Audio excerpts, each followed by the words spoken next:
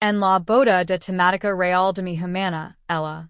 Ese burlo, bloqueando la entrada. Vase. Arruinar la estética. Su guardia de seguridad. Ese mantuvo firme. Iris demasiado básico para las fotos. Tenemos un estándar que mantener. La humiliación fue absoluta. Pero, regres en un coche de $2 millones con un misterioso invitado a mi lado. Las burlas se convirtieron en un silencio adenido, luego en exclamaciones de sorpresa y curiosidad creciente. ¿Quién es mi acompañante? Tienes que ir ahora mismo. El Guardia de seguridad me agarró del hombro con firmeza. Profesionalidad y total injusticia. Detrás de él, a través de la gran entrada de la finca Grand View, podía ver el suave resplandor de las lámparas de araña y oro. Al cuarteto de cuerda tocando Mozart, la misma paisa que nuestra madre terrible mientras cocinaba las cenas de los domingos. Mi hermana Elena estaba justo dentro de la puerta con su vestido de novia refulgendo la luz como la nieve recién caída. Y cuando nuestras miradas se cruzaron, levantó la barbilla con una expresión que nunca había visto antes en su rostro. Despreciativa, como si yo fuera un extraño que había entrado por casualidad en lugar de la persona que lo había sostenido el pelo durante su primer desengaño amoroso, que había vendido mi coche para ayudarla a pagar la matrícula de la Facultad de Derecho, que lo había prometido a nuestra madre moribunda que siempre la protegería. La mañana había empezado de forma muy diferente. Me desperté las 5:30 a.m. Como todos los martes durante los últimos 8 años, desde que el accidente de nuestros padres nos dejó huérfanos y aferrados a cualquier ritual que nos hiciera sentir menos solos en el mundo. El té de lavanda que preparaba era la misma mezcla que nuestra, que solía preparar nuestra madre, importado de una pequeña tienda en Chinatown que Elena y yo habíamos descubierto juntas durante uno de nuestros paseos por la ciudad, perdidas en nuestro dolor. Condujo hasta su ático con el termo caliente entre mis manos, y utilisme levde repuesto para entrar, como siempre. Elena estaba sentada en la isla de mármol de su cocina. Las carpetas de la planificación de la boda estaban esparcidas ante ella como las pruebas de uno de sus casos legales. Levantó la vista cuando entré. Y, por un momento, su rostro se iluminó con esa sonrisa genuina que conocía desde la infancia. Esa en la que naras ese arrugable ligeramente y sus ojos desaparecen en una feliz media luna. Sarah, gracias a Dios que estás aquí. Me estoy ahogando en las listas de invitados y la madre de Caleb no deja de enviar mensajes de texto sobre la selección de vinos. Habíamos pasado esa mañana como habíamos pasado otras innumerables. Ella hablando de sus ansiedades mientras yo organizaba el chows and tareas mangeables. En un momento dado me agarró la mano con su anillo de compromiso presionando firmemente contra mí. Peel y me dijo, no podría hacer esto sin ti, Sarah. Lo sabes, ¿verdad? Pero incluso entonces, algo había parecido ansiado en sus palabras, como si estuviera leyendo un guión que otra persona había escrito. Los cambios habían sido graduales al principio, tan sutiles que me había convencido a mí misma de que los estaba imaginando. 3 días antes de la boda, cuando lo lev Los Relitos de Primavera, la receta de nuestra abuela que Elena me había regado que preparara para todos los eventos importantes de su vida. Ella ofreció la nariz y los lamo comida étnica. La palabra había cuidado extraña en el air entre nosotros. Caleb. Cree que deberíamos servir aperitivos más universals. En la recepción, explicó ella, apartando el recipiente. Tú lo entiendes, pero yo no lo entendía. No cuando sugirió que debería considerar peinarme profesionalmente, porque mi look habitual era un poco informal. Para la fotografía, no cuando mencionó que el antiguo colega de papa, el señor Patterson, que nos había enviado tarjetas de Navidad cada año desde el funeral, no asistiría porque Caleb había seleccionado la lista de invitados para maximizar el potencial de networking. La Elena que yo conocía habría insistido en que el señor Patterson se sentara en nuestra mesa familiar. Se habría asegurado de que se sintiera bienvenido y apreciado. Y esa noche estaba ayudando a preparar las bolsas de regalo en el vestíbulo del hotel cuando escucha Caleb hablar por teléfono. Su voz tenía ese tono particular de autoridad informal que los hombres ricos perfeccionan, el tipo que hace que las exigencias sonen como sugerentes. La. Situación de la hermana estará controlada. Heat. Dijo, ya informado, asegurad. Elena entiende la imagen que estamos proyectando. Cuando más tarde le preguntó Elena al respecto, ese río, pero era una risa hueca, sin la calidez que había conocido toda mi vida. Estás siendo paranoica, Sarah. Caleb es muy meticuloso con los detalles. Y es lo que lo hace triunfante. La cena de ensayo debería haber sido mi primera advertencia real. Había Legado temprano para ayudar con los preparativos. Lavando el vestido que Elena había elegido para mi meses atrás. Un suave color coral que ella decía que complementaba perfectamente el tono de mi piel. Pero cuando los invitados comenzaron a llegar y todos tomaron asiento, encontré mi tarjeta de mesa en una mesa cercada. La cocina, sentada entre el anciano bisabuelo de Caleb, que no hablaba inglés y un acompañante que así pasó toda la cena, con el móvil. Mientras tanto, los socios de Caleb ocupaban la mesa familiar, donde yo debería haber estado donde habrían estado nuestros padres. había Preparado un discurso sobre Elena y yo. Sobre cómo habíamos crecido juntas, sobre la vez que me convenció para que la ayudara a construir un fuerte con mantas que ocupaba todo nuestro salón, sobre cómo me había cogido de la mano en el funeral de nuestros padres y me había prometido que siempre estaríamos juntas. Pero cuando me levanté para hablar Caleb interrumpió inmediatamente. Estamos atrasados. Anuncio, aunque no era cierto. Quizás podemos dejar los homenajes emotivos para mañana.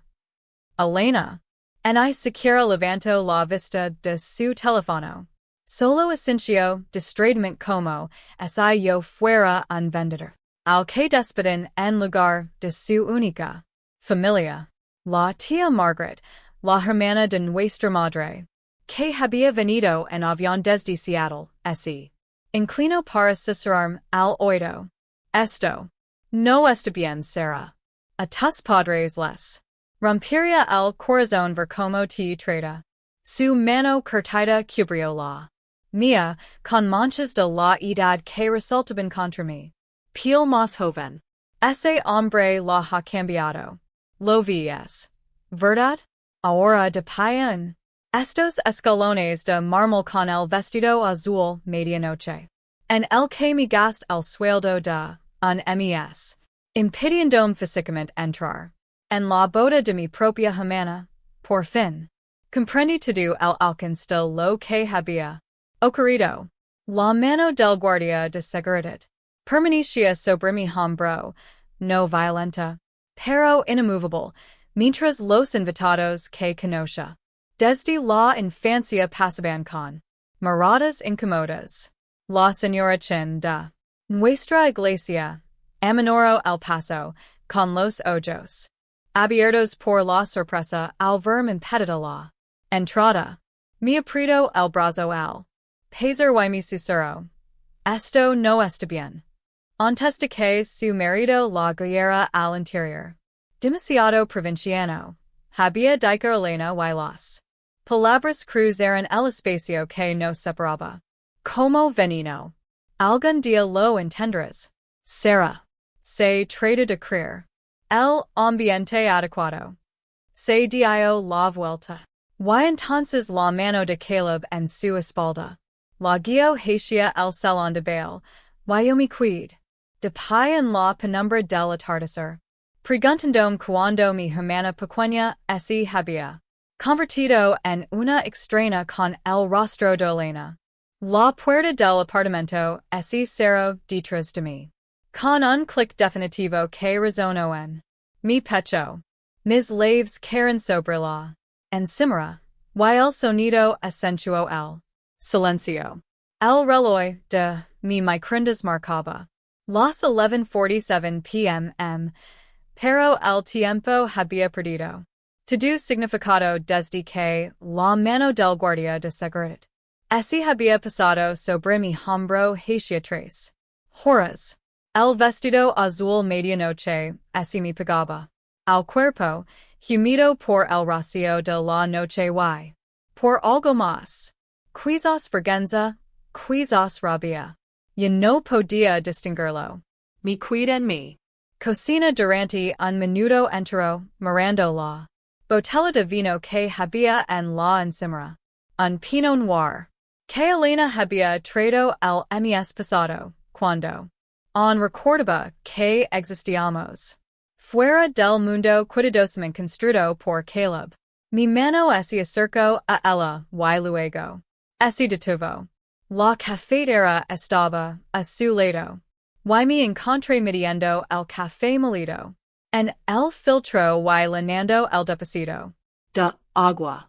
La cafetera cobró vida con un gorgorio, y me di cuenta de lo que estaba haciendo.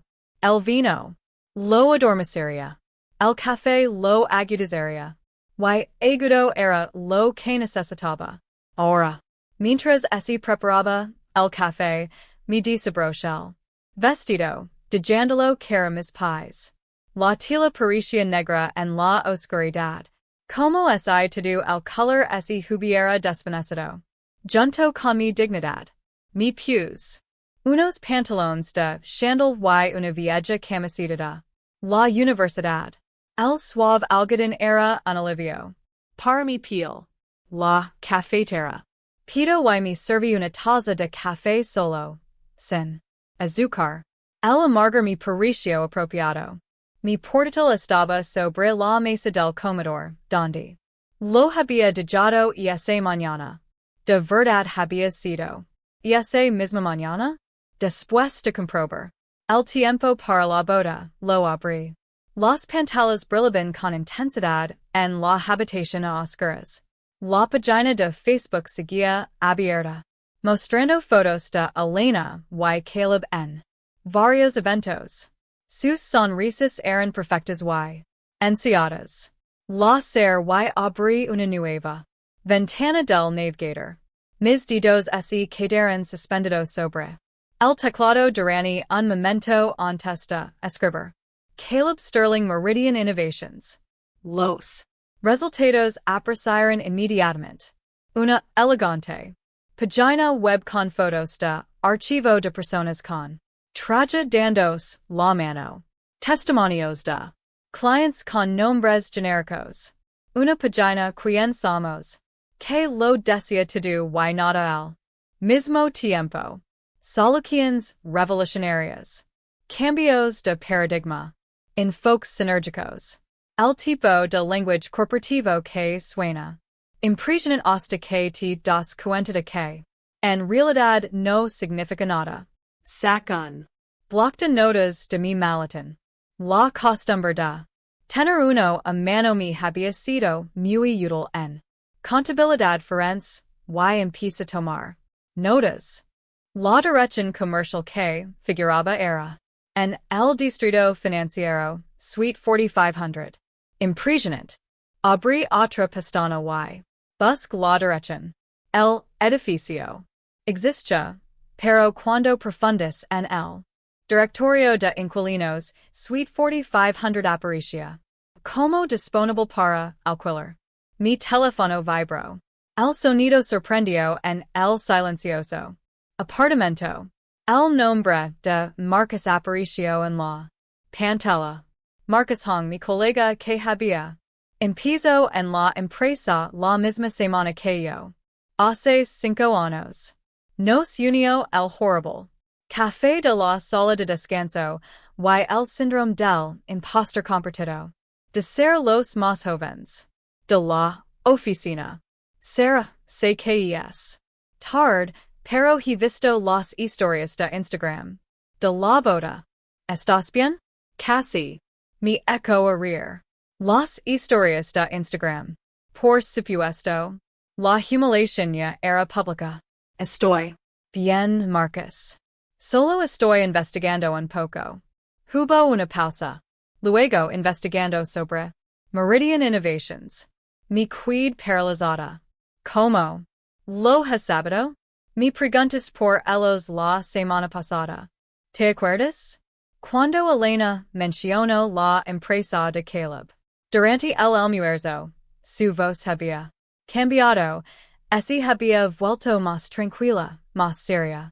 Sarah, tengo que decir algo, pero no por teléfono. Podemos vernos en La oficina? sé que es tarde, pero es importante. 20 minutos más tarde, me senté frente a Marcus en nuestro edificio de oficinas vacío, con las luces fluorescentes zumbando sobre nuestras cabezas. Había traído su ordenador portátil y una carpeta llena de impresiones. Su rostro normalmente alegre estaba marcado por la preocupación. Después de que preguntas por Meridian, investiga un poco. Curiosidad profesional. Ya sabes. Abrió su portátil y sus dedos volaron sobre el teclado. La empresa tiene empleados fantasma en nómina. Personas que no existen y que reciben salarios regulares. La dirección de la oficina es un servicio de reenvío de correo. Pero aquí viene la Part realmente interesante. Gyro la. Pantalla, haitiami. Caleb Morrison no. Sterling. Infractions de la SEC de hace 5 años. Que desaparecieron misteriosamente. Las bases de datos federales. El café que había bebido. Se convirtió en ácido, en mi estómago. Morrison. Cambió legalmente su nombre hace 5 años. Justo cuando varias investigations por fraude en Miami se infrayeron. Marcus sacó una copia impresa. Con sections resaltadas en amarillo brillante. Bajo las luces intensas. 3 casos distintos. Todos dirigidos a mujeres admiradas. Recién divorciadas o viudas. Perdidas combinadas. De más de 8 millones de dólares. Mis manos temblaban mientras leía los testimonios. Margaret Winters, de 62 años, viuda, perdió todos sus fondos de jubilación. Patricia Coleman, de 58 años, divorciada, hipotecó su casa para invertir. Jennifer Ross, de 45 años, vendió el negocio de su difunto marido. Todas las mujeres describieron lo mismo. Un hombre en Canadá que los hacía sentir especiales que comprendía su soledad que les permitía ser socios en algo revolucionaria.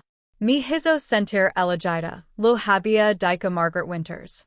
Al Miami Herald, como si yo fuera la única que entendía su visión. Dijo que estábamos construyendo algo juntos, que yo no era solo una inversora, sino una socia. Ludi, to do. Marcus ese recostó en su silla, observando mientras procesaba la information. Sarah, las personas que pueden hacer desaparecer investigations federales no lo hacen con buenas intentions. Si lo que si Caleb, si quien si realmente es peligroso. Tienes que tener cuidado. Asentí con la cabeza. Pero mi mente estaba a toda velocidad. De vuelta en mi apartamento me sumergí más profundamente en los rincones olvidados de Internet. Registros judiciales, artículos de periódico archivados, páginas de redes sociales almacenadas en cache. A las 3:47 a.m. Con los ojos ardientes y mi sexta taza de café fría a mi lado, encontré un registro comercial en Delaware para Morrison Enterprises, presentado hace 6 años y disuelto un año después. El mismo patrón, las mismas promesas, diferentes víctimas. Luego, a las 4:03 a.m. Lo encontré escondido en la inmensidad de Instagram, una cuenta con solo 47 seguidores del verdadero Caleb Morrison. El Perfil era escaso, pero las publicaciones recientes eran fotos condenatorias de hace 2 semanas en Oceanside Beach, la misma playa donde Caleb supuestamente había estado en una conferencia de negocios. Pero no estaba solo. Una mujer, con largo cabello oscuro y brillantes ojos verdes, estaba a su lado, con la mano apoyada en su vientre visiblemente embarazado. El pide foto. Mi hello la sangre. Sis meses hasta que leg nuestro pequeño milagro. Los siguientes emojis de corazones. La mujer etiquetada como Valentina Rodríguez había comentado. Nuestro hijo será muy querido. Y la respuesta de Caleb. Publicada solo 3 días antes. Mis dos niños serán mis dos niños.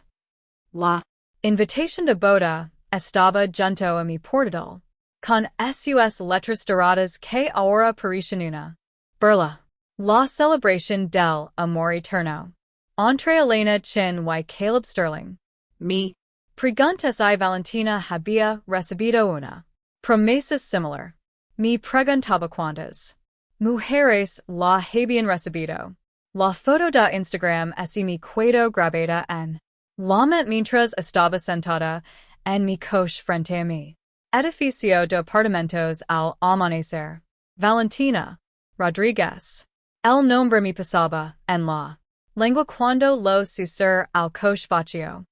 La dirección que había encontrado a través de una búsqueda inversa de imágenes de las fotos de su perfil. Me llevó a Riverside Commons, un barrio por el que solo había pasado en coche. Sin detenerme nunca. Mis manos siguieron el volante mientras tomaba la decisión. Elena Mauricia Saberlo. Todos merecimos la verdad. El trayecto comenzó en territorio familiar. Pasé por la cafetería artesanal, donde Elena y yo solíamos reunirnos todos los domingos antes de que Caleb acaparara sus fines de semana. La boutique donde había comprado su vestido para la cena de ensayo. Entusiasmada por cómo Caleb lo había dado. Su tarjeta de crédito y lo había dicho que no escatimara en gastos. Las calles cambiaron gradualmente. Character a medida que conducía hacia el este. Los escaparates paran de marcas de diseñadores. A servicios de cambio, de cheques y tiendas de comestibles con descuento. Mi GPS anuncio. Con incertidumbre que había legado a mi destino, pero los números de los edificios no coincidían. Mi detuve en una gasolinera.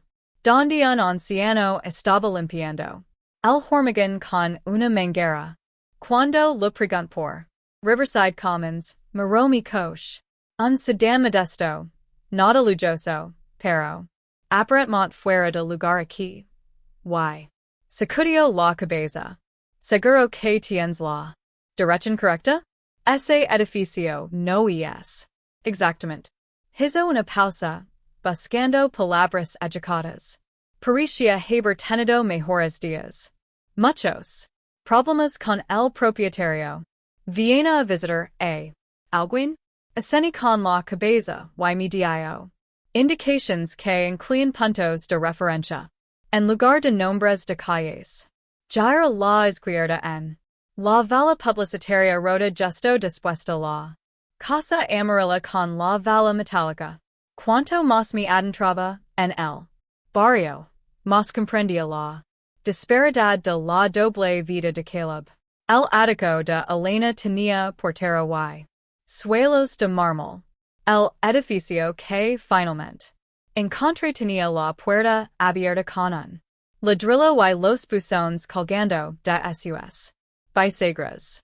El aparcamiento estaba más parqueado que el pavimento, y los cristales rotos crujían bajo mis neumáticos. Una bicicleta infantil yacía abandonada cerca de la entrada, con una rueda faltante. El contraste me impactó físicamente. Como dormía Caleb por las noches sabiendo que mantenía a una mujer en el lujo mientras la madre de su hijo vivía aquí. Subí 3 tramos de escaleras con la barandilla tambaleando bajo mi hogar. El apartamento 3F tenía un felpudo de bienvenida en el que así leía bendice este hogar en letras descoloradas. Lema la puerta con el corazón latiendo con fuerza.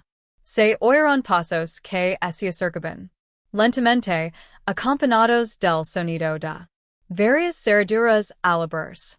La mujer que abrió la puerta era hermosa de una manera que no tenía nada que ver con el maquillaje o la ropa de destino. Su cabello oscuro estaba recogido en un moño desordenado, y sus ojos verdes, del mismo tono llamativo de las fotos, me miraron con reconocimiento inmediato. Lavaba una camiseta oversize que se estiraba sobre su vientre embarazado, y leggings con un agujero en la rodilla. Tienes los ojos de Elena, dijo. Simplemente. Pero kinder, las palabras me hicieron olvidar el discurso que tenía preparado. Ella Se hizo a un lado, invitándome a entrar, y me encontré en un pequeño apartamento que olía a velas de vainilla, y a algo más mojo que ningún ambientador podía enmascarar. La sala de estar estaba limpia, pero escasamente amueblado, con muebles que parecían proctor de diferentes ventas de garage. un Libro sobre el embarazo yacía abierto sobre la mesa de café, junto a un bloc de notas cubierto de cálculos presupuestarios. ¿Quieres un poco de té? Valentina se dirigió a la cocina, con el paso cauteloso de alguien embarazada de 7 meses. Una mano apoyada en la parte baja de la espalda. Lo siento, no tengo nada especial, solo Lipton normal. la Disculpa innecesaria me oprimió el pecho. La 6 llenar una tetera con agua. Mi fige en como tuvo que apoyarse en la encimera un momento antes de alcanzar las tazas. Las tazas estaban asteladas, disparajadas, una con publicidad de una clínica dental y la otra de un casino. no Tienes por qué disculpar, le dije, aceptando la taza con gratitud. El té estaba demasiado caliente, pero lo bebí a sorbos de todos modos, necesitando algo que hacer con las manos. Valentina se sentó con cuidado en El sofá, haciendo un pequeño gesto de dolor. Sé quién. Yes, usted, señor. ¿Verdad? El habla de usted. A veces, nunca de forma agradable. Ella esposo una. Sonrisa cansada. Por eso supe que probablemente era una buena persona. Cogió su teléfono de la mesa de centro, y así puso a revisar los mensajes antes de dármelo. Deberías ver esto. Deberías saber con qué tipo de hombre así va a casar tu hermana. Los mensajes así remontaban a 2 años atrás. Había miles. Después. Las promesas, que así volvían más elaboradas a medida que pasaba el tiempo. Solo tengo que liquidar algunos activos. Entonces podremos comprar nuestra casa. Los inversores están interesados. Esta podría ser nuestra gran oportunidad. Después de que así lleve a cabo esta fusión, nunca más tendremos que preocuparnos por el dinero. Hace 6 meses. Encontré la casa perfecta para nosotros y el Bibi. solo necesito otro mes para hacer el trato. Hace 3 meses. El ático está casi listo. Te encantará la habitación del Bibi. El mes pasado, todo lo que hago es por ti y por nuestro hijo. He trabajado turnos dobles. Dijo Valentina en voz baja, con las manos acunando su vientre. 12 horas en el hospital, a veces diocesias. Dijo que sus activos estaban temporalmente congelados debido a un complicado acuerdo comercial. Dijo que no quería tocar el dinero hasta que todo estuviera finalizado porque afectaría a los términos. Ella se rió, pero no había humor en ello. Yo estaba ahorrando para nuestro Bibi mientras él vivía en un ático con tu hermana. Ella luchó por ponerse de pie y yo me moví para ayudarla. Pero ella me hizo un gesto para que no lo hiciera. Necesito mostrar algo más. En su dormitorio, apenas lo suficientemente grande para una cama doble y una comoda. Saco una carpeta debajo del colchón. Dentro había correos electrónicos impresos, capturas de pantalla y documentos. Empieza a guardar registros cuando las cosas no cuadraban, cuando sus historias empezaron a contradicirse. Un correo electrónico me dijo halada.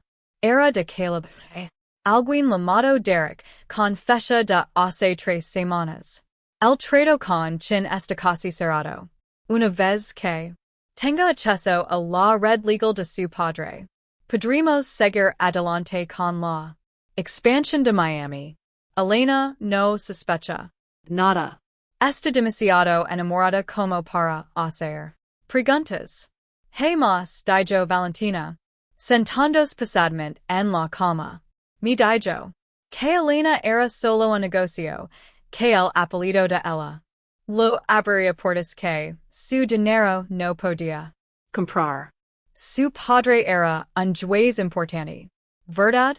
Dijo una reputación que todavía tiene peso en los círculos legales. Ella me miró con esos ojos verdes cansados. Dijo que una vez que tuviera lo que necesitaba, las conexiones, las presentations, el contrato firmado utilizando la reputación de la familia Chin, se divorciaría de ella en un año, tal vez menos. La habitación parecía sin air. Mi hermana no solo estaba siendo engañada, la estaban utilizando como lave para abrir puertas que Caleb no podía abrir por sí mismo. Su nombre, el legado de nuestro padre, la reputación de nuestra familia. To do. Eso no era más que moneda de cambio para él. Tien. Otro hijo, dijo Valentina de repente. ¿Sabías que el niño tendría ahora unos 3 años? La madre vive en Phoenix. El envía dinero a visas cuando. Ese acorda. Se frodo el vienter. Inconscientemente. Mi ontir hace 2 meses. El dijo que eso era diferente, que él lo había. Trampido, pero nosotros éramos reales.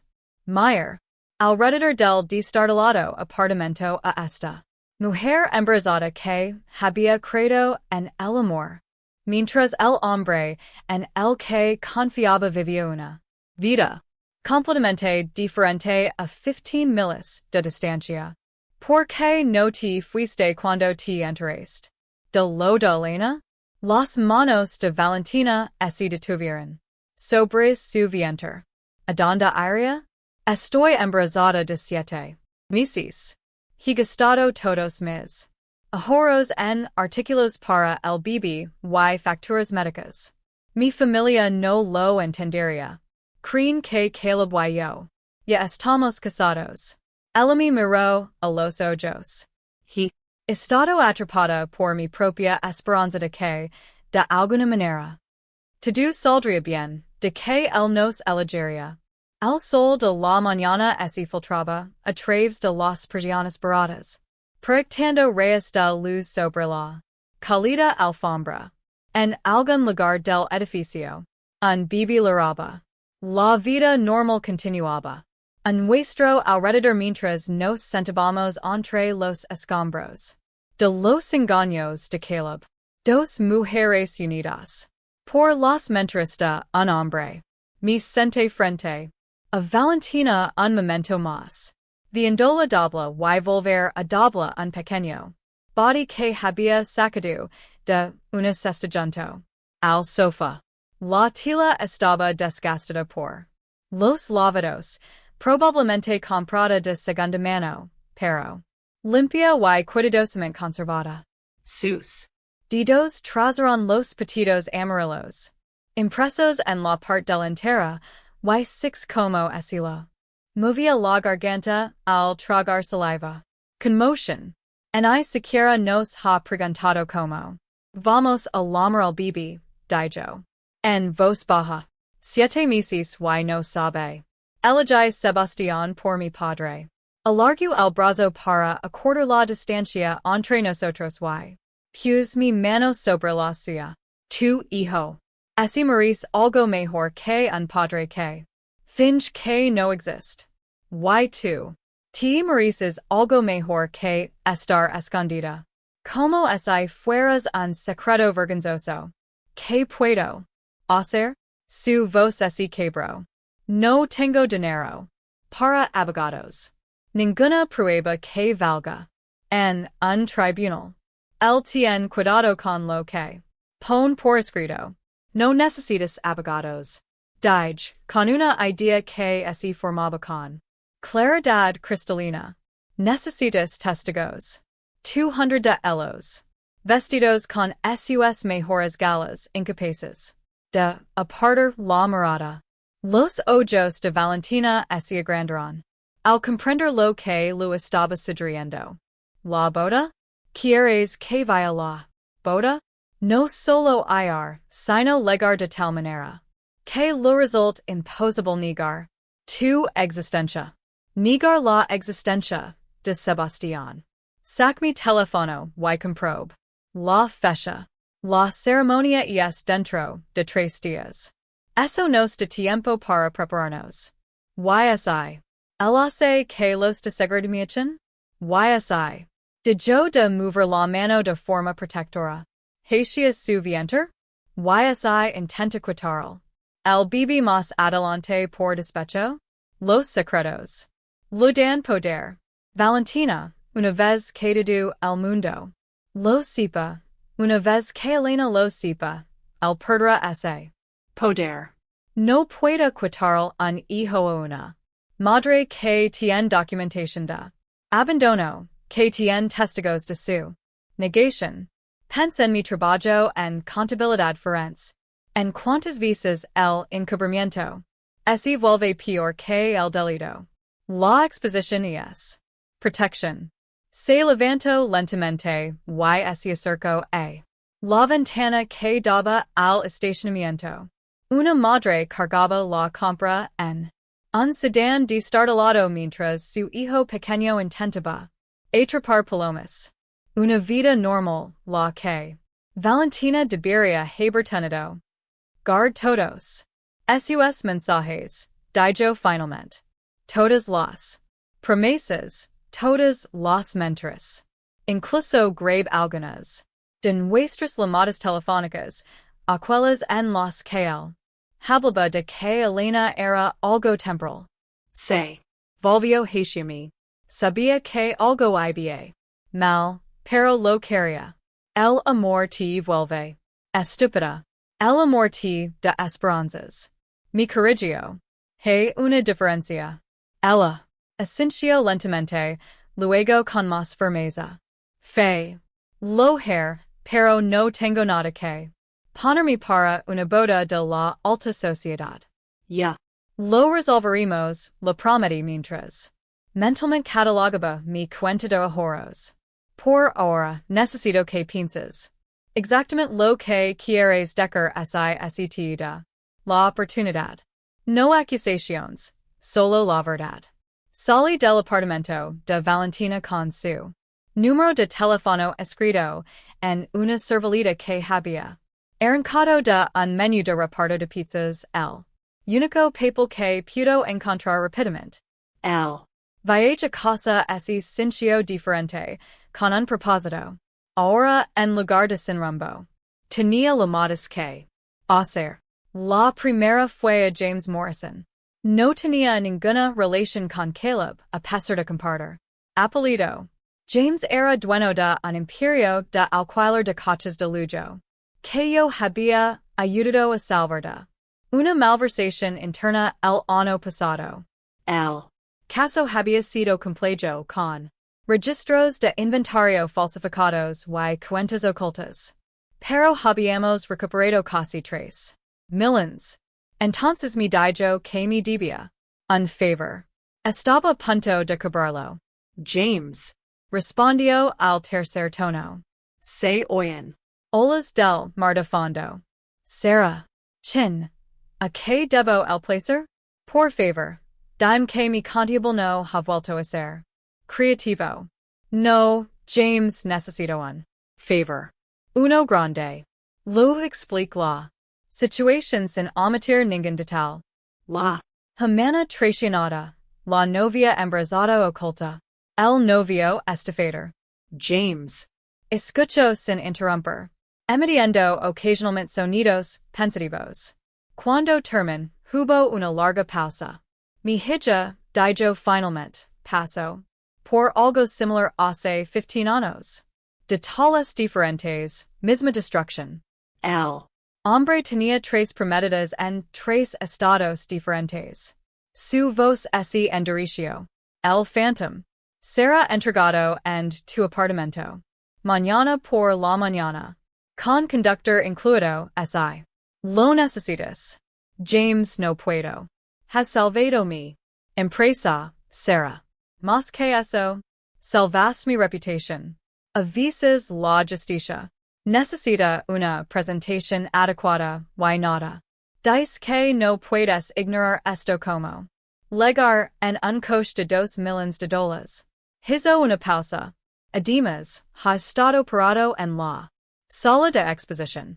Los coches como ese necesitan ser conocidos con un propósito. Después de colgar, mi teléfono vibró inmediatamente con una llamada entrante. Rachel Winters, una de las damas de honor de Elena y su compañera de estudios. Durante 3 años en la facultad de Derecho. Sarah, gracias a Dios, tenemos que hablar sobre Elena. Jen, Amy y yo también estamos aquí. Estamos en el altavoz. Hoy. Un ruido. Entonces se oyó la voz de Jennifer. La vemos Mrs. preocupadas. Ella ha cambiado desde que está con Caleb. ¿Cómo ha cambiado? Pregunt, aunque lo sabía. Dijo nuestro club de lectura. Dijo Rachel. Cuando le preguntamos por qué, dijo que Caleb pensaba que era masturbación intelectual. Y una perdida de tiempo que podría dedicarse a establecer contactos reales. La. Con ira. Rechazo un puesto en Cromwell and Associates. El puesto con el que sonaba. Desde primer año, porque Caleb necesitaba que se centrara en sus negocios. La Esta aislando. Anadio Jennifer. Tácticas clásicas de maltrato. Todos. Lo hemos visto antes en nuestro trabajo pro bono. Contra la violencia doméstica. Separar a la víctima de sus sistemas de apoyo, hacerla dependiente, controlar la narrativa. Sabemos que hay algo planeado. Dijo Rachel. Elena mencionó que no ibas a venir a la boda, lo cual no tenía sentido. Iris. Su única familia. Queremos ayudar a Sarah. Si lo que estés planeando, nosotros estamos con vosotros. Sendi. Que mi hacía un nudo en la garganta por una emoción inesperada. Elena no solo me había perdido a mí. Había perdido toda una red de mujeres. Que se preocupaban por ella. Todas sacrificadas en el altar del control de Caleb.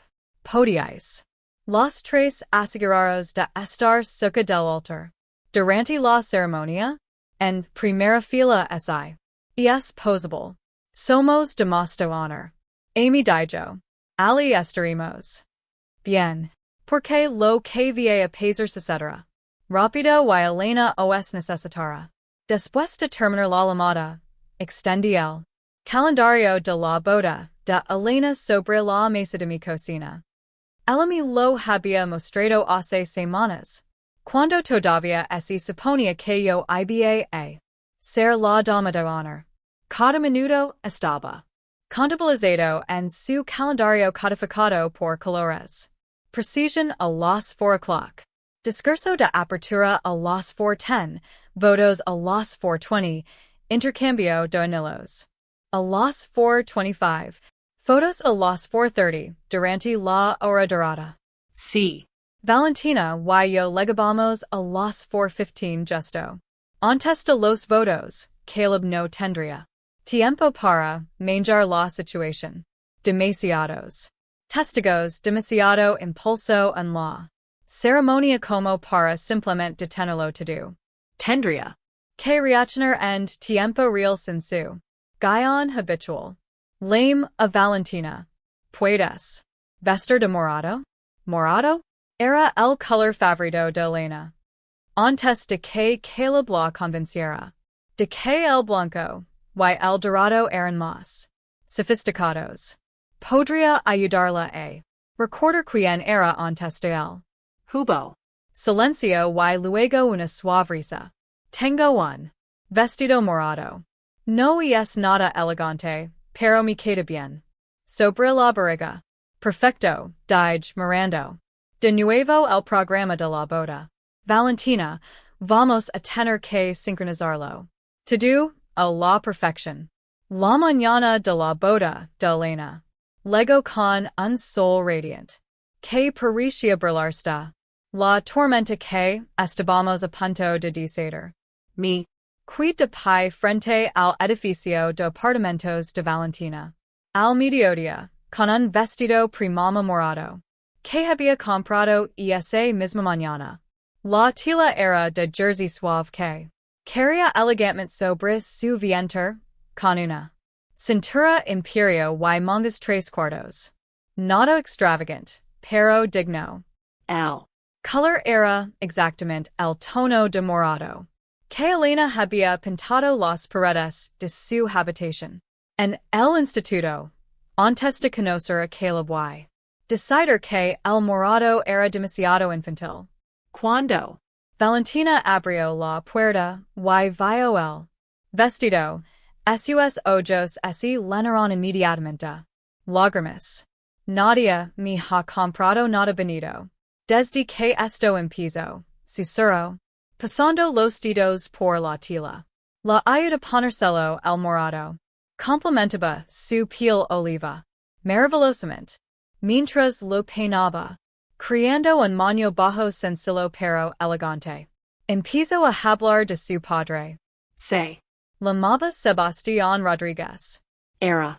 Carpintero. Construía muebles a medida con sus manos. Murió cuando yo tenía 12 años de unión. Ataque al corazón en su banco de trabajo.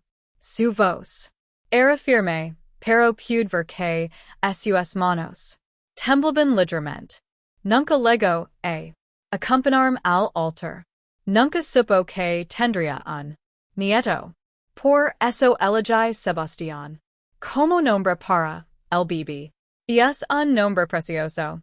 Dije, colocando la última horquilla. Se puso de pie y se miró en el espejo roto que tenía apoyado contra la pared de su dormitorio. Por primera vez desde que la conocí se irguió con los hombres hacia atrás. Que digo si alguien me pregunta quién soy. La verdad. Eres Valentina Rodríguez y estás embarazada del hijo de Kayla Morrison. Lo repitió varias veces, cada repetición más fuerte que la anterior. Observe su transformación en el espejo de amante oculta. A mujer sin nada que ocultar. La narrativa de la víctima se estaba disolviendo, sustituida por algo más feroz. Una madre que protege el derecho a existir de su hijo.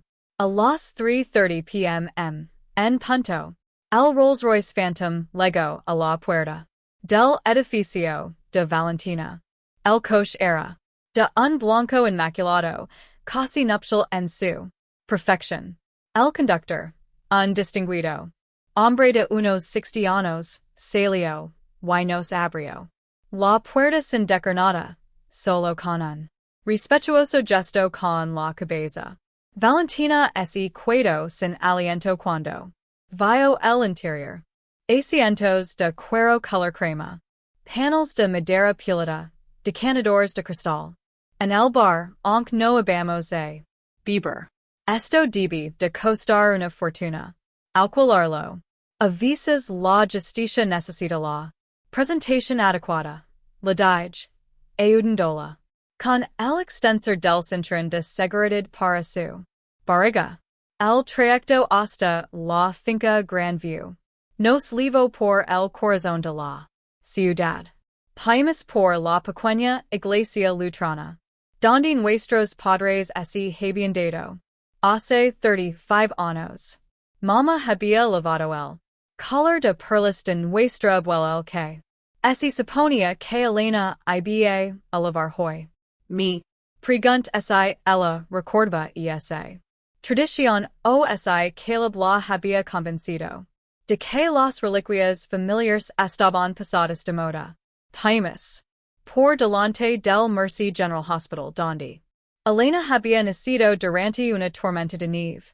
Papa se había perdido las primeras 3 horas de su vida porque se había quedado atrapado en el tráfico. Y mamá nunca lo dejó olvidarlo. El. Recuerdo mi hizo sentir un dolor en el pecho. Ellos habrían visto a través de Caleb inmediatamente. Papa. Con su instinto de detective para detectar a los mentirosos.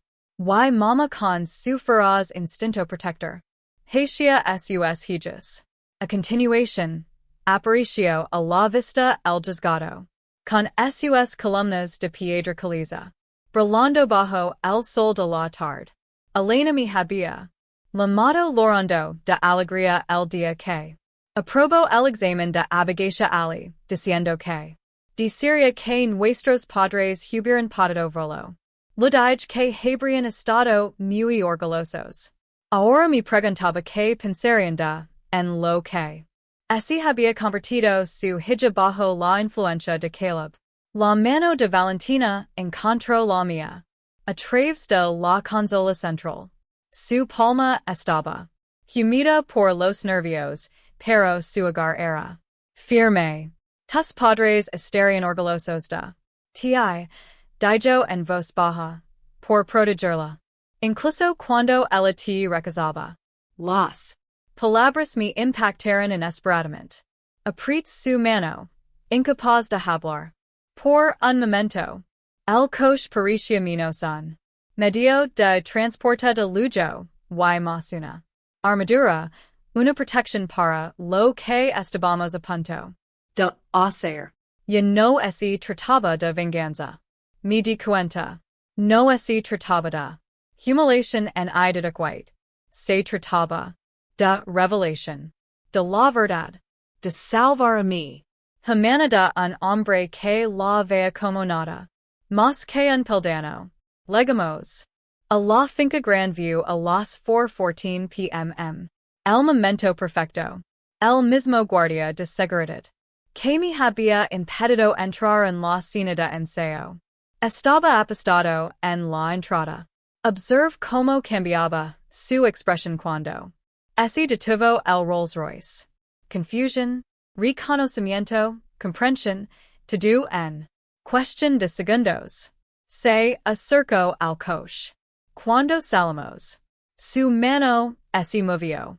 Reflexivamente hacia su radio en testa. Detener. Sus ojos se desplazaron de miel. Prominent vientre de Valentina y vestido morado que no podía ocultar su embarazo. Algo cambió en su expresión. Señora, me dijo con voz cuidadosamente neutra. Tengo. Instructions específicas. Somos invitados que. Llegamos tarde. Dije, mirando a los ojos. Con firmeza. El tráfico era terrible. El miró a Valentina de nuevo. Y luego volvió a mirarme. Pude ver la guerra que se libraba en su rostro. Sus instructions contra su Conciencia. otro guardia se había acercado. Más joven, y se adelantó. Para abrirnos la puerta. Buena suerte, susurró el guardia más jovenal. Pasarnos. El guardia mayor no dijo nada. Solo se hizo a un lado. Incluso los guardias de seguridad contratados. Al parecer, podían sentir cuando algo no estaba bien. La entrada al salón de baile. Se alzaba ante nosotros. Las altas puertas dobles. Se abrieron de par en par para revelar un escenario de cuento de hadas. Las lámparas de cristal proyectaban una luz prismática sobre las cortinas de seda blanca. Cientos de rosas blancas formaban arcos y centros de mesa, y su perfume era casi abrumador. El cuarteto, de cuerda, tocaba una pieza, algo clásico y romántico que resultaba grotescamente inapropiado para lo que estaba a punto de ocurrir. Entramos y el efecto fue inmediato. La madre del novio, sentada en la primera fila, se giró al percibir el movimiento. Sus ojos se abrieron como platos. Dio un codazo a su marido, que se giró y rápidamente dejó caer su programa. La ola de reconocimiento se extendió como ondas en un estanque. La conversación se detuvo a mitad de la frase. Las copas de champán se detuvieron a medio camino de los labios. Una mujer en la tercera mesa se levantó. La tía Margaret, la hermana de mi madre, se levó la mano al corazón al reconocerme. Los socios de Caleb, reunidos en una mesa, cerca de la parte delantera, se inclinaron hacia delante con la intensidad de tiburones que detectan sangre. En el agua, uno ya estaba sacando su teléfono, probablemente para enviar un mensaje a su abogado. A pesar de todo, la fotógrafa, Diana, una de las amigas de Elena, de la universidad, siguió disparando. Su Cámara hacia clic rápidamente, ya que entendía que la verdadera historia de esta boda acababa de empezar. Se movió para conseguir un mejor ángulo, colocándose para capturar lo que fuera que estuviera a punto de suceder. El cuarteto de cuerda vaciló, el chiste. Toco una nota equivocada antes de recuperarse. El sonido pareció romper el hechizo que había mantenido a la gente paralizada. Los susurros comenzaron a surgir de los meses un murmullo de especulación y conmoción. Los susurros se apagaron por completo cuando nos acercamos al altar. Cada paso parecía meditado y deliberado. Nuestros pasos sobre el mármol, el único sonido, aparte del leve susurro del vestido de Valentina. Mi hermana estaba de pie al frente como una figura talada en hielo. Su vestido de $12,000 reflejaba la luz de las vidrieras. El sol de la tarde pintaba sombras de colores en su rostro. Azul, dorado, carmesí, como es el propio universo. Revelara sus emociones cambiantes. La expresión de Elena comenzó a transformarse en el momento en que me vio. Primero apareció la confusión, y sus cejas perfectamente dibujadas se juntaron. Yo no debía estar allí. Ella se había asegurado de ello. Sus ojos se posaron en los demás de honor, Rachel, Jennifer y Amy, que permanecen inmóviles con sus vestidos lavanda, observando la escena con una expectación apenas disimulada. Entonces, la mirada de Elena se desplazó hacia Valentina, y yo six como el cerebro de abogada de mi hermana comenzaba su trabajo. Estudió el vestido morado, el cuidado estilismo, el evidente embarazo. Sus ojos recorrieron el rostro de Valentina con la misma intensidad con la que examinaba las pruebas. Podía ver cómo buscaba en su memoria, tratando de ubicar a esta mujer que había entrado en su boda con tanta determinación. El reconocimiento no llegó de golpe. Comenzó en sus ojos, que se agrandaron sin que tuviera nada que ver con el maquillaje que se había aplicado cuidadosamente. Su mirada se posó en el vientre de Valentina, prominente y innegable bajo la tela morada. Luego volvió a la cara de Valentina, luego a mí, de un lado a otro como si estuviera leyendo entre líneas, buscando una verdad oculta en los margines. El ministro, un anciano que claramente nunca se había encontrado en esta situación en 40 años de celebrar ceremonias, agarró su libro de oraciones y miró entre todos nosotros con creciente alarma. ¿Está ahí? ¿Debo continuar? Antes de que nadie pudiera responder, una sola palabra escapó de los labios de Caleb, espontánea y devastadora en su simplicidad. Valentina, el nombre flotó por el salón de baile como una cerilla encendida cayendo sobre gasolina. Sus padrinos de boda, tres hombres a los que nunca había visto antes de esa noche, reaccionaron de inmediato. El más cercano a Caleb, un hombre alto con el cabello prematuramente canoso, dio un paso atrás, alejándose físicamente lo que estaba a punto de suceder. Otro sacó su teléfono, probablemente para grabar o llamar a un abogado. El tercero se limitó a mirar, con la boca ligeramente abierta, mirando entre Caleb y Valentina como si estuviera viendo un accidente de coche a cámara lenta. La mano de Caleb se movió hacia el bolsillo de su chaqueta, donde estaba su teléfono, y luego se detuvo. ¿Qué sentido tenía? Los de seguridad no podían dejarnos en causar una escena en mer.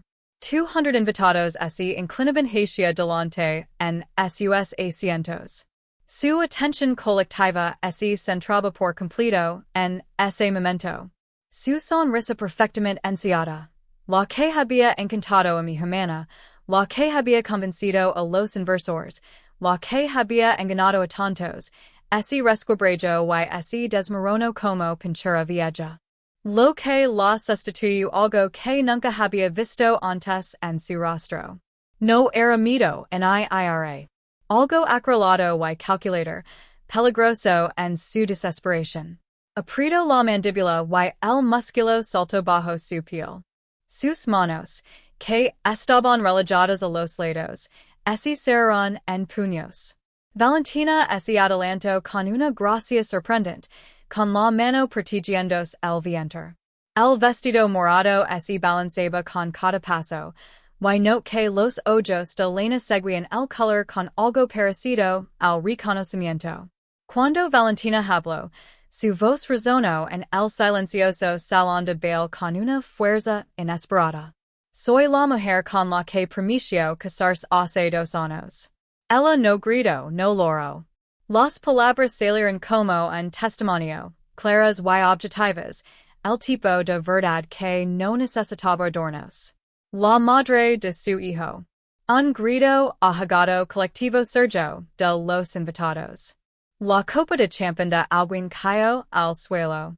El estruendo resonó en el silencio que siguió. Pero Valentina no había terminado. Estoy embarazada de 7 meses. Y es un niño. Mantuvo la mirada fija en Caleb, sin vacilar. Y vamos a llamo como el padre de Caleb, el que me dijo que murió cuando era joven. Hizo una pausa, diciendo que las palabras calaron, y luego asestó el golpe final, con precisión quirúrgica. Pero hace poco. Me enteré de que su padre está vivo y vive. En Connecticut, ¿no? La última. Pregunta quedó flotando en el aire como una acusación. Varios invitados así volvieron para mirar a la madre de Caleb, que así había puesto paleta bajo su elaborado sombrero. Su marido, el padre de Caleb, muy vivo. Así sentó rígido a su lado, con el rostro enrojecido. Por lo que parecía rabia o humillación, o ambas cosas. El remo de Elena. Así lo respiró de los dedos. El sonido que hizo al golpear el suelo de mármol, suave, casi delicado, pareció increíblemente fuerte en el silencio. Rosas blancas, y gypsófila. Así esparcieron por el suelo como acusaciones redando hacia los pies de Caleb. Una rosa quedó junto a su zapato lustrado, y el la miró como si fuera inmortal. Cuando Elena finalmente habló, su voz transmitía toda la autoridad de su formación jurídica. cada Palabra era mesurada, controlada, apesurada. Las lágrimas que veía acumularse en sus ojos. ¿Es cierto? Miró directamente a Caleb esperando. Toda la sala esperaba con ella. Está embarazada de tu hijo? La pregunta flotaba entre ellos. Como una espada. Caleb abrió la boca y pudo ver como se preparaba para dar vueltas, para desviar la atención, para dar la vuelta de alguna manera. Sus labios formaron el comienzo de lo que probablemente era Elena. No lo entiendes. Pero la mano de mi hermana se levantó. Con firmeza y determinación. El gesto fue pequeño pero absoluto. El mismo movimiento que utilizó en el tribunal para impedir que un testigo continuara por un camino irrelevante. su Anillo de compromiso captó la luz, enviando fracturas de arcoíris a través de la per detrás de ellos. Ese anillo, me di cuenta, probablemente fue comprado con dinero que él había tomado de alguna otra mujer a la que había engañado. Las palabras de Caleb murieron en su garganta. Su silencio se prolongó, llenando el espacio con su propio tipo de confesión. ¿Por qué? ¿Qué podía decir? Valentina estaba allí, embarazada de 7 meses, frente a 200 testigos. sus Padres estaban sentados en la primera fila, con su padre muy vivo, como prueba de otra mentira más. sus padrinos de boda ya Habían empezado a alejarse de él, preparando su propia salida de este disaster. El ministro Caraspio. Nervioso. Quizás deberíamos. Es decir, quizás todos necesitamos un momento. Pero Elena no miraba al ministro. No me miraba a mí and a Valentina, and a los adenidos invitados. Estaba mirando a Caleb con una expresión que nunca había visto antes en su rostro. No era ira en amor sino algo Peor. la completa disolución de todas las illusions que había tenido sobre el hombre con el que estaba a punto de casarse. Rachel dio un paso adelante desde la fila de demasta honor y alcanzó el brazo de Elena. Pero mi hermana no se movió. Permaneció completamente inmóvil. Una novia con un vestido de $12,000 rodeada de rosas esparcidas, viendo como todo su futuro se revelaba como una mentira. El Salón de baile estaba como una colmena perturbada. Los socios de Caleb, sentados en las mesas VIP cerca del frente, inmediatamente tomaron sus teléfonos. podía. Or fragmentos de conversations urgentes. Responsabilidad, exposición, documentation. Te. ¿Necesitan aquí ahora? Un hombre con un traje de Tom Ford. Ya se dirigía a la salida. Su Esposa lo seguía con su bolso de mano, apretado contra el pecho como si fuera un escudo. El cuarteto de cuerda se detuvo a mitad de la paisa, con el arco del violoncelista congelado en el aire. la Violinista bajo de la plataforma, con su instrumento colgando, olvidado a su lado mientras se acercaba. Para ver mejor. Incluso los músicos comprendieron que estaban presenciando algo extraordinario, algo que se comentaría en susurros duranianos. Detrás de mí, nuestra sección de familia ampliada estalo en rápido mandarín. La voz del tío Robert. Se elevó por encima del resto, sus palabras afiladas. Por la indignación. ¿Cómo había sucedido esto? ¿Dónde estábamos cuando Elena necesitaba protección? La tía Margaret lloraba. En silencio, segundos los ojos con un pañuelo, mientras la prima Lisa traducía a su marido estadounidense, que tenía la boca abierta por la sorpresa. Un estruendo atrajo mi atención hacia la primera fila. La madre de Caleb se había desplomado en su silla, su elaborado sombrero de plumas. Se deslizó hacia un lado mientras se agarraba a los brazos de la silla. Su marido el supuesto padre muerto permanecía inmóvil a su lado, con el rostro cambiando de tonos rojos, que no podían ser saludables para un hombre de su edad.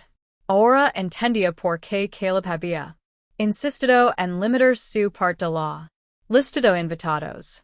Menos gente para reconocer sus mentiras. En medio de todo este caos, Elena comenzó a caminar hacia mí. Sus movimientos eran oníricos, lentos como si moviera a través del agua. La cola de su vestido se arrastraba detrás de ella, recogiendo pétalos de rosa caídos y dejando un rastro blanco y crema a su paso. su tiara. Se había desplazado, quedando en un ángulo que la habría horrorizado una hora antes. Ahora no parecía darse cuenta. Cuando Luego a mí, sus piernas se doblaron. La cogí. Cuando se derrumbó. Un sonido escapó de ella en part soloso en part algo primitivo. El ruido de alguien sea realidad se había hecho añicos. su peso. Nos hizo cara ambos de rodillas sobre el suelo de mármol. Su vestido se extendía a nuestro alrededor, como leche derramada. Los sabios. Me susurró al oído, con la voz quebrada. En la puerta, Cuando te rechace. Ya sabías que algo iba mal. entonces no la dije abrazándola con todas mis fuerzas. Pero sabía que algo te había cambiado. Ese no eras tú, Elena. Ese nunca fuiste tú. Lo siento. Las palabras salieron precipitadamente. Una. Y otra vez como un mantra. Lo siento mucho. Sarah. Lo siento. Lo siento. Sus lágrimas empaparon mi vestido, calientes contra mí. Peel. La abrace como lo hacía cuando éramos niñas, cuando ella tenía 5 años y las tormentas la hacían correr a mi habitación. En aquel entonces, podía protegerla, dejándola meterse bajo mis sábanas y contando historias hasta que pasaba el trueno. Esta tormenta era diferente, pero mi papel no había cambiado. No pasa nada, lo susurró, meciéndola ligeramente. Te tengo. Ahora estás a salvo. Jennifer y Amy se habían separado de la fila de damas de honor, creando una barrera protectora a nuestro alrededor. Con sus vestidos lavanda, Rachel había cogido un vaso de agua de algún sitio y había arrodillado en nuestro lado con él en la mano. Estas mujeres, las verdaderas amigas de Elena, habían estado esperando este momento. No el colapso, sino la oportunidad de atraparla. Cuando quedara la voz de Caleb de repente atravesó el caos, fuerte y desesperada. Elena, esto es un malentendido. Si me dejas explicarte. El efecto fue inmediato. El cuerpo de Elena se puso rígido en mis brazos. Ella se ecogecia atrás y 6 como algo cambiaba en su rostro. La chica destrozada desapareció, sustituida por la fiscal, que había ganado 16 casos en su primer año en el buffet. Se levantó despacio, deliberadamente, alisándose el vestido con las manos que habían dejado de temblar. Un Malentendido. Su voz resonó por todo el salón de baile con una claridad cristalina. Todas las conversaciones se detuvieron. Incluso el tío Robert se quedó en silencio. Elena se volvió completamente hacia Caleb, con la barbilla levantada a pesar del rímel corrido y la tiara torcida. ¿Qué part es el malentendido, Caleb? O. Deberia. Lambert Morrison? El dio un paso hacia ella, con las manos levantadas en un gesto conciliador. Carino, por favor, no lo hagas. La palabra resonó como un latigazo. No te atrevas a llamarme Así. no cuando ella está ahi de pie, lavando a tu propio bibi. Elena, si escuchas lo que más miente. Dime, Caleb, ¿qué part debo escuchar? Debo escucharte. Explicar cómo has estado viviendo una doble vida. Cómo me has estado utilizando por la reputación de mi padre, por las conexiones de mi familia. Su voz se hizo más fuerte. Con cada palabra. O debería escuchar. Explicar cómo has mantenido a una mujer embarazada, escondida en un apartamento destartalado, mientras tú vivías en mi ático. El rostro de Caleb se sonrojó. No es lo que parece. Nunca lo es contigo. ¿Verdad? La risa de Elena fue amarga. Aguda.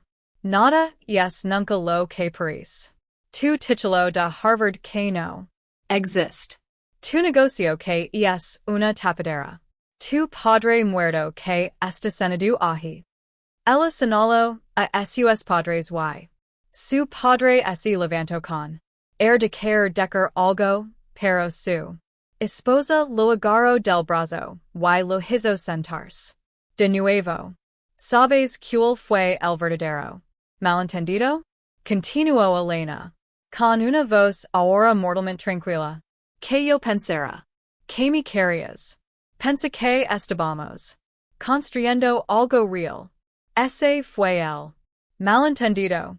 Caleb O. Morrisano. Quien quiera que seas realmente. La. Serenidad de Caleb finalmente se quebró por completo. Su rostro se contorsionó de rabia y dio. Otro paso adelante. Dos de los amigos de la facultad de Derecho de Elena. Se movieron para interceptarlo, pero no fue necesario. Caleb pareció darse cuenta de que estaba rodeado de testigos. Cámaras y familiares muy enfadados. Se dio la vuelta y se dirigió a la salida, no a la entrada principal, sino a la puerta de servicio. Cerca de la cocina. Sus padrinos de boda. Se apresuraron a seguirlo, con sus alqualados. Susurrando con sus apresurados movimientos.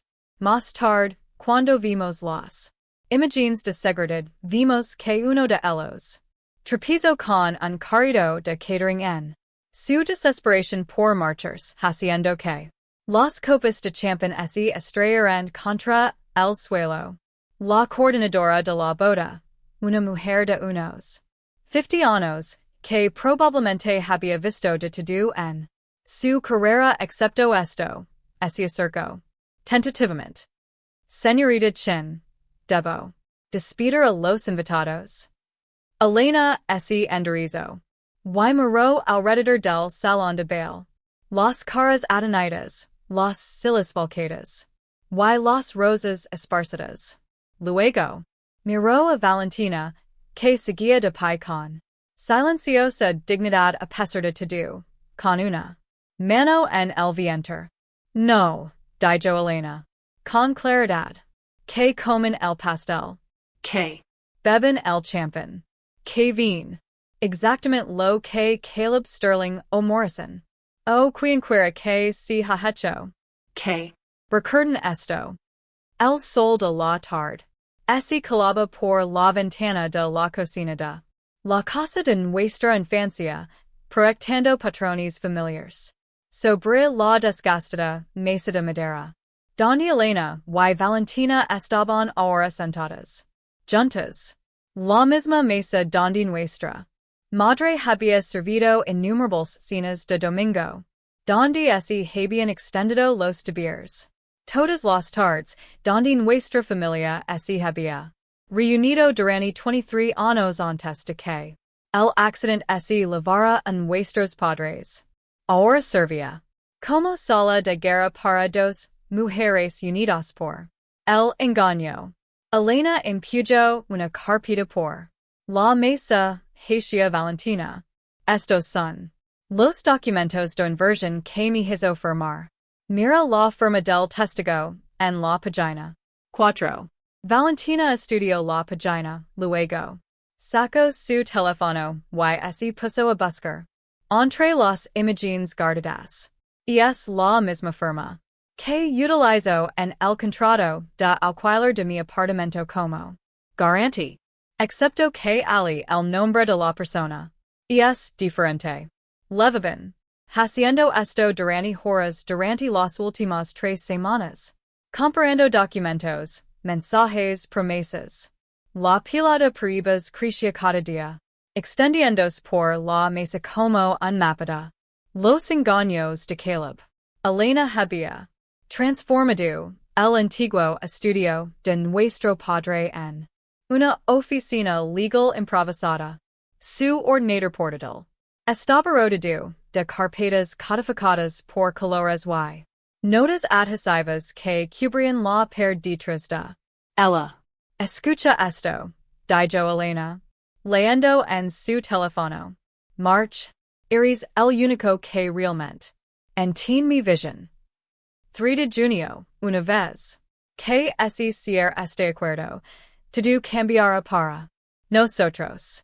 22 de septiembre, nunca he conocido a nadie como tú. Valentina levantó su propio teléfono. 9 de febrero, eres el único que realmente me entiende. 18 de Mayo. Una vez que se leva a cabo esta fusión, todo cambiará. 12 de agosto. Nunca ha habido nadie como tú, en mi vida. Se miran durante un momento. Entonces Elena empezó a reír. No era la risa amarga de la boda, sino algo genuino, aunque tenido da incredulidad. Valentina se unió a ella y pronto. Ambas se secaban las lágrimas de los ojos. Aunque no sabía si era por la risa o Por otra cosa. El. tenía literalmente un guión. Elena logró entre respirations. Estábamos leyendo el mismo guión terrible. Los observe desde la puerta, sosteniendo una bandeja. Con te recién hecho y los sándwiches que había preparado. Estas dos mujeres que deberían haber sido rivals se habían convertido en algo inesperado. Aliadas, incluso amigas. Compartición. Un tipo específico de trauma que creó un entendimiento entre ellas. El teléfono de Elena sonó, interrumpiendo sus risas. Miró el identificador de llamadas. Y se enderezó inmediatamente, cambiando a su voz profesional. Soy Elena. Chin. Pausa. Sí, señorita Winters. He. Recibido su documentación. Otras 12. Mujeres, dijo. Dejé la bandeja. En silencio mientras Elena cogía un bloc de notas y escribía rápidamente mientras escuchaba. Valentina y yo intercambiamos miradas. Ambas reconocemos el nombre. Margaret Winters, la mujer de Miami cuyo testimonio había encontrado durante mi investigación inicial. En 5 estados. Repitió Elena, escribiendo, todas con el mismo patrón, ricas o con contactos profesionales, recién divorciadas o viudas, aisladas de sus sistemas de apoyo familiar. Otra pausa. Sí, entiendo que quieren testificar. Estamos construyendo un caso exhaustivo.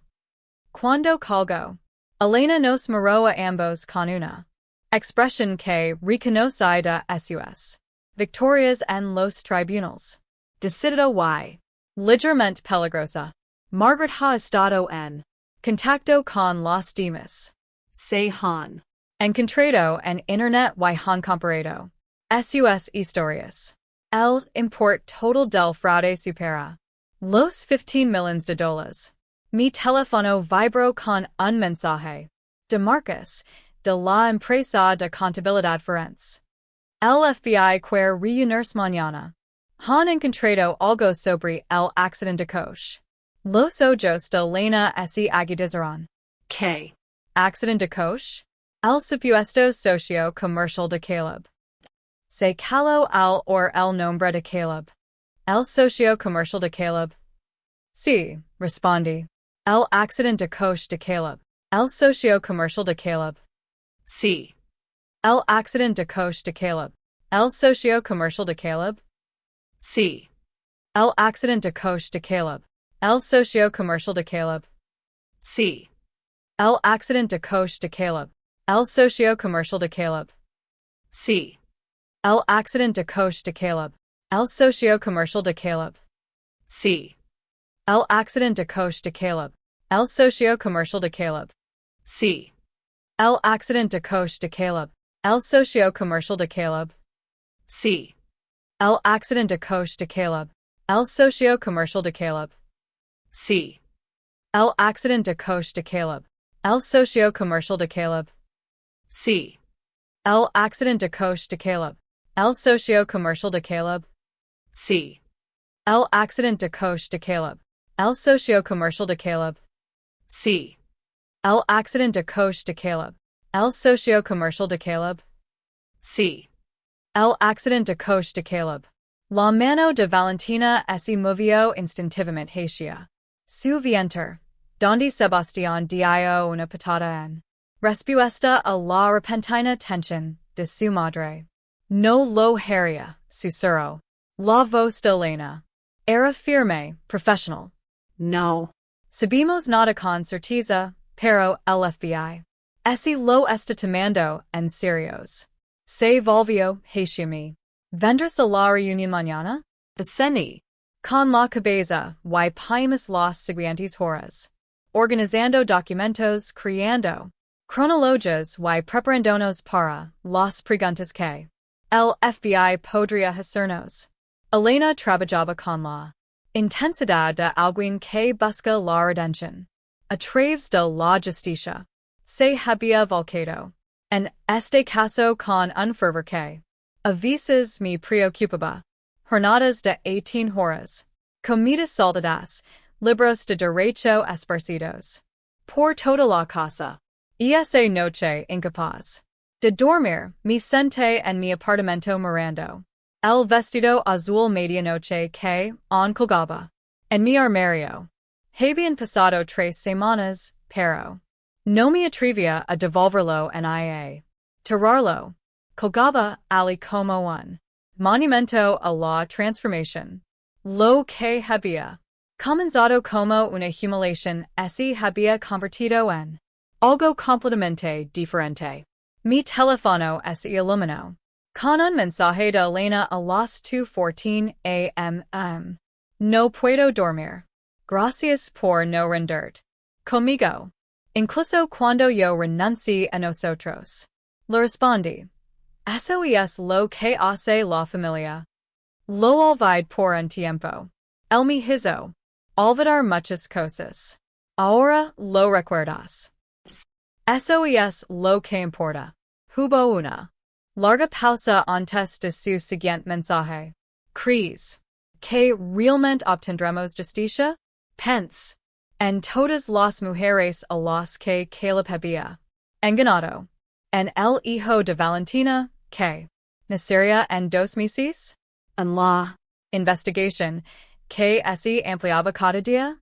justicia. Me parecía una palabra demasiado pequeña para lo que buscábamos. Se trataba de algo más que castigo.